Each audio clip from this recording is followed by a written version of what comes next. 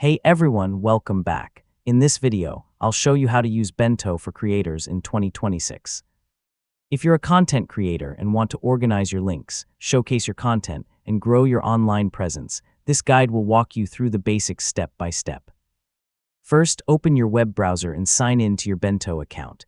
If you don't have an account yet, create one and complete your profile with your name, photo, and a short bio. Next, start building your Bento page by adding links to your YouTube channel, Instagram, TikTok, X, website, online store, or any other platforms you want your audience to visit. Now organize your links so the most important ones appear at the top.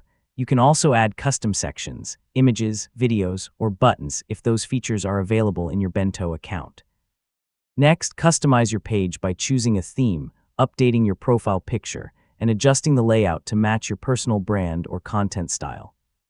Before sharing your page, click Preview and test every link to make sure everything works correctly and visitors can access your content without any problems.